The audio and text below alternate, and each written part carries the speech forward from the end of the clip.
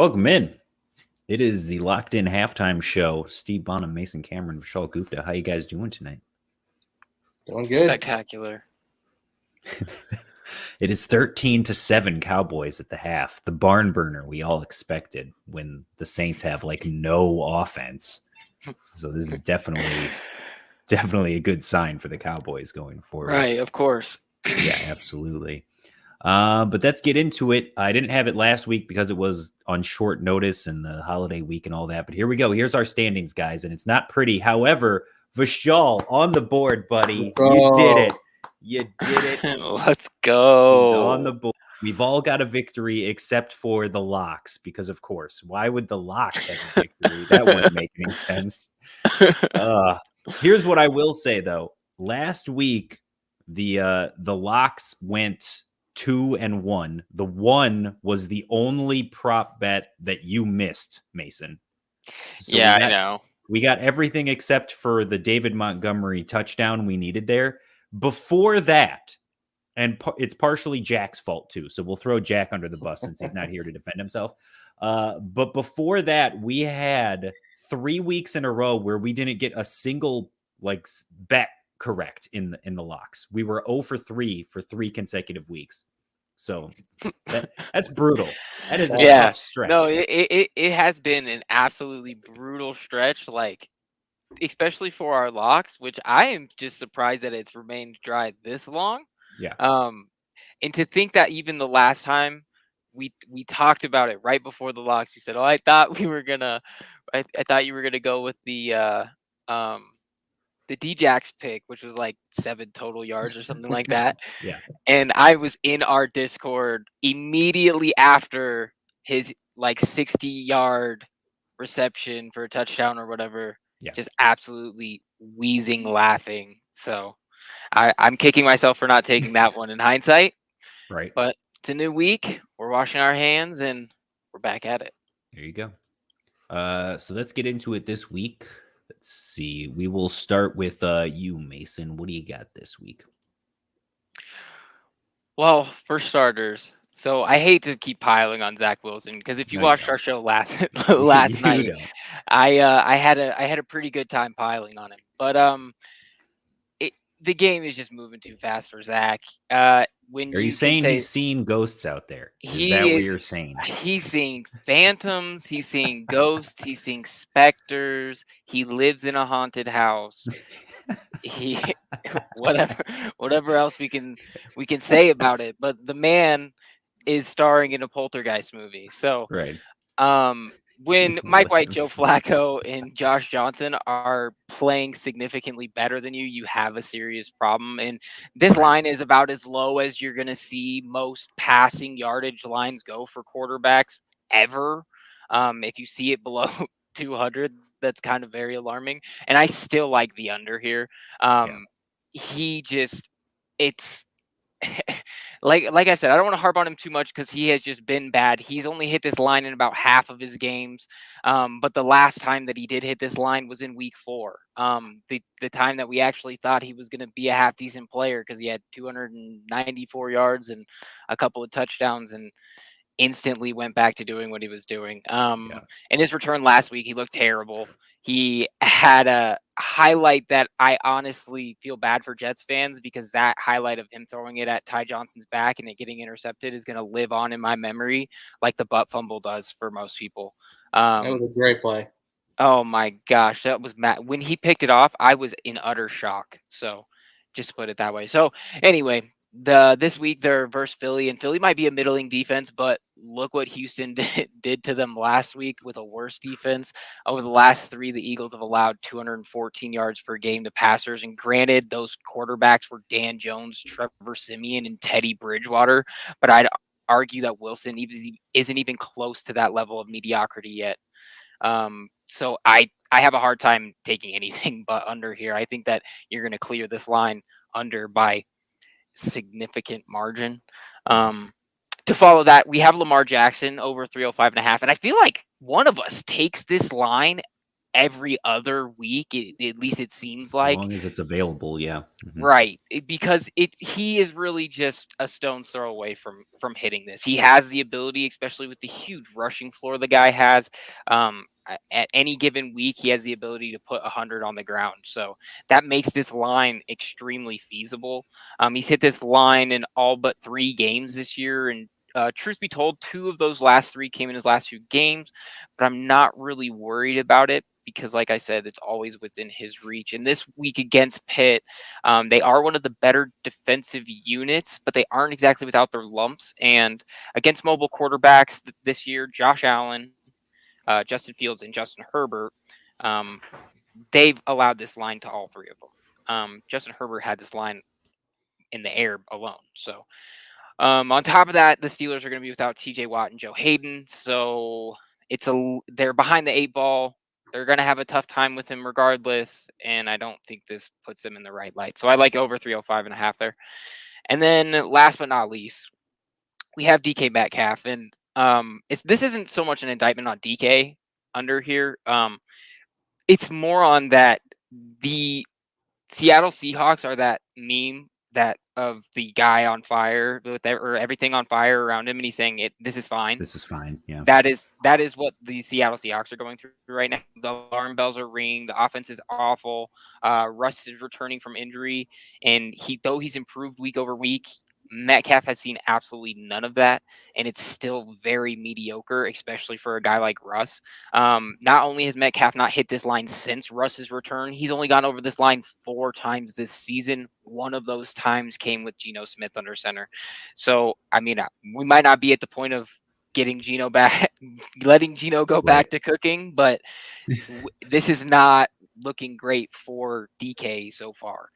San Francisco have allowed the 12th fewest yards to wide receivers this season. The secondary there is good to average on any given week, but honestly, I'm not worried about it considering what they've put up. I know that in the past, I've taken a line similar to this on DK for the fact that he can go over this with a deep catch, but I'm not all that concerned that him and Russ or Russ in general are either on the same page or if Russ is able to execute to the level to get him the ball. So, and you know what? I love DK Metcalf. I've been a DK Metcalf. It's a physical freak since he came into the league. Absolutely. But I think you're underselling it here because since Russ has returned, they have played 3 games, and DK Metcalf's line this week is 63.5 receiving yards.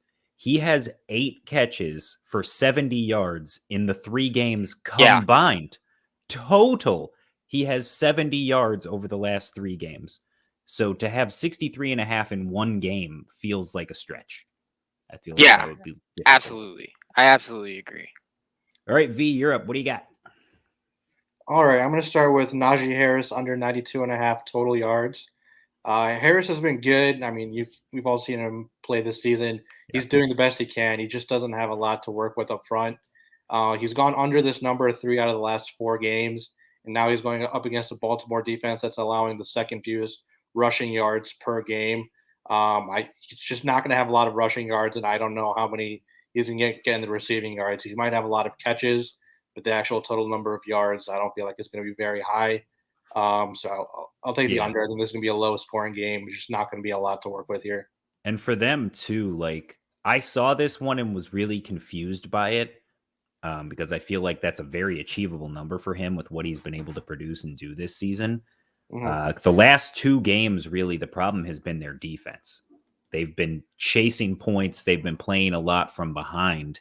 And there was a stretch there from weeks 5 through 10 when Naji Harris was averaging about 25 carries per game for about 80 yards. And over the last 2 weeks, he has 20 carries combined because they've been chasing points and throwing the ball so aggressively. So I think they need to get back to running the football, but it's a matter of can the defense actually stop Baltimore and put them in a position where it makes sense to run the ball. Agreed. And Ben has to play better too. He's just not. He was so bad last week, and if he plays that bad, they're going to be behind because of him too. So there's a lot of factors that are kind of working against Harris right now. Yeah. Second pick, I'm going to take Jonathan Taylor over 105.5 rushing yards. He's obviously a beast. He legit in the conversation for MVP this year. He's gone over this number 5 out of his last 7 games, and now he's going up against a Houston defense that's giving up 135 rushing yards per game, the second most in the league. I mean, it's a 9-point spread. This is going to be a huge blowout. He should have 25, 30 carries, honestly, in this game. So it's just not going to be very hard for him to hit the over on this one. He could have it in the first half, honestly. That's how bad Houston's defense is. Since Derrick Henry is hurt, somebody has to have those 200-yard rushing games against Houston, right? Yeah, Taylor can definitely do it. And, there was a lot of weird talk this week about Frank Reich not running the ball last week. Maybe it'll factor into his decision and he'll rush it 50 times this week. Who knows? But this should be an easy number for Taylor to hit on the over. And then finally, Justin Jefferson over 85.5 receiving yards. Jefferson is averaging 93.4 receiving yards per game this year. He's gone over this number 2 out of his last 3 games. And when they played Detroit earlier in the season, Jefferson had 124 receiving yards. And if you factor in the 2 games Minnesota played against Detroit last year, Jefferson is averaging 107 receiving yards against them in his 3 games. We know how bad Detroit's secondary is. They're terrible. Yeah. Mooney slaughtered them last week. They can't cover anybody. I like this line even 10 to 15 yards higher, and I would still take the over. Yeah, so. The only difficult part about this one for me is just the fact that you could fall into a situation where all of a sudden, like maybe Tyler Conklin scores a touchdown, Adam Thielen scores a couple of touchdowns, or Jefferson scores one early or something, and it's 21-0, and the Lions aren't competitive, and they're just trying to run out the clock. Yeah, we know how Minnesota is, though. They'll allow anybody to be competitive with them. They'll blow something late, and that's very true. That is their MO. They play to the level of whoever they have on the schedule. It could be the best. They will team gladly in the league. stoop to your level. Worst team in the league. They love it. Yes. And the Lions are that type of team too that they might not have any wins, but man, are they decent against the spread. Yeah. Well, I saw a tweet today, or maybe it was yesterday, I don't remember, where the Lions this season have like 5 games where they've only lost by 2 points, and then the tie with the Steelers. Like they've been within like a field goal of being a 6 and whatever team right now. It's ridiculous. All right, I am up. Here's what I got. I'm going with Tom Terrific over 299.5 passing yards, so hitting the triple century mark. He has 5 games without Gronk this season, averaging 281.6 yards per game. Gronk is back and healthy. In the 6 games that Gronk has played, he's averaging 332.5 passing yards per game, including last week. He did not reach this number, but Gronk had 120 yards receiving. It's disgusting. It is disgusting what Gronk is doing down there in Tampa Bay. So I'm going with Tom hitting the over here against Atlanta. Russ, to what you already talked about a little bit here, Mason. Russell Wilson has been absolutely terrible since coming back. I'm going with the under on 234.5 passing yards. San Francisco is 3rd in the league, allowing only 217.3 passing yards per game this season. He is averaging, Russell Wilson that is, 205 pass yards per game since returning from that finger surgery. He is averaging 39.8 passing yards per game worse than what his opponents have allowed for the season. And his best performance in all of that was the game against Arizona when he was 12.5 yards under what they allow on the season. So if you just go by his averages, you'd be looking at about 177 yards in this game. If you go by his best performance since returning against average opponent, it would be 205 passing yards. Either way, it's significantly under what they have him projected for here.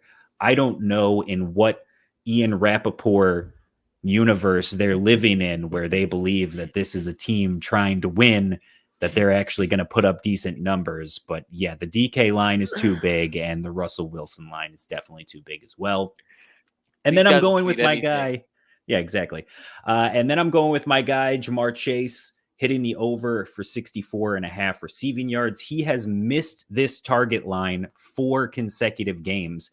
In fact, in those 4 games, he hasn't even gone over 50 yards. So you would feel like this would be a clear under pick here, but he's still getting the targets. He's getting 7.8 targets per game over the last 4 weeks. He's had 5+ targets in 10 of his 12 games this season. And in those games, he's averaging 81.3 yards. If you take out his monster 200-yard game against Baltimore, he's still averaging 68 yards a game in the other 9. The problem the last 2 weeks has been 100% game script. They won big against Vegas, 32-13. They won big against Pittsburgh last week, 41-10. They've had no reason to throw the ball. So even though he's still getting targets, they're not taking shots. He's not a huge part of the offense like he really should be. They're going up against the Chargers this week in a game that should be significantly closer and much more competitive. And the Chargers have allowed 6 wide receivers to hit 60+ receiving yards over their last 5 games. So there have been a few instances when they've allowed multiple receivers on a team to go over this mark. So we will look at what we've got here. Add that. There we go. All right, Mason, what are you going with here for your lock of the week, which has been so consistent? I mean, we might as well just completely whiff on this. Well, let me again. ask. You know what? No, which no, is no, the no, one no. that's surefire to miss? I'm playing the Uno reverse card on Steve right here because we haven't won a lock yet, and Steve is always the last to pick. So Steve, oh, so you want me to kick this start off? us off. Who are you locking in? We're starting. All right, I'm off going anew, Russell and Wilson under. We're going good. That's my lock. Russell Wilson Perfect. under. And that whole ploy worked perfectly so that you could make my decision for me. And we're going to go ahead and take under on DK Metcalf right there. The correlated under. All right, so if any of these miss, we do blame fault, Steve. yes. I'm already hedging beforehand. But it's not going to because, see, we hit him with the Uno reverse card. So we're That's good. right. All right, Vishaal. Let's take Jonathan Taylor over 105.5 in line for a monster against game. Houston. All right, there Houston's we go. awful. That should be easy over. The 2 unders and an over. Yep. So here we go. Shirley throwing away $5 one more time, but we'll see. We'll see. Hopefully, that's the good thing, though. But that's the good thing because of how these pay out. We're 1 win away, baby. We're 1 win away. That's all we need. That's right. We're back in the positive immediately. We're getting there. Yeah. Baby steps. Look, we're getting better, and I think we can look at the standings here again. We have not hit on any of the tickets, but the important thing is here. You look at the props. Like you're still 22-11. Really, anything at or above 50% is decent. Vishaal 16-19, but you've got 4 bad beats. So you've had 4 props where you've had the player be within 5 yards of the total, and it just happened to coin flip the wrong direction for you. You could have been 20-15 right now. Completely different. I could be 22-9 if the ball bounces my way on a couple of these damn hooks that keep getting me. But I'm not bitter about it at all. If Joe Burrow, hooks. If I don't bet on Joe Burrow having the one game in his last 7 where he doesn't throw an interception, like what is that? What is that? That's just how it goes. 6 out of 7 games he throws a pick. The one time he decides to be careful with the ball, it's the week I bet on it.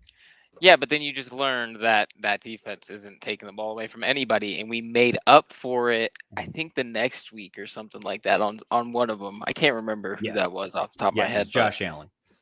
Josh Allen that's right. Threw 2 picks, and we only needed 1. That's right. 100%. But there you go. Play along with us at your own risk. Just, be aware of that. What you really need to do, patreon.com/important nonsense. Join the Discord for $1. For $3, you can join the DFS and sports betting tier. You can get these guys' content over here. And it gives you access to that specific channel in the Discord where we've got their picks for the week, as well as the cards that we're playing. And I'm putting my, underdog plays in there, which last week went 75%. So I'll take that. You guys you got anything to throw out there? Anything you want to promote or anything? You got to be in our Discord for more than just the picks, guys. We have the funniest things that just go on. I can't even It's discuss nonsense for a reason. Yeah. I can't discuss how funny some of the things that get caught. Shout out Ian Rappaport for your Twitter, by the way, bud. Mhm. That's gold. That's comedy gold all the time. What is that? Win now. That was crazy. But no, I mean, look, we're always having fun in the Discord. That's the place to be.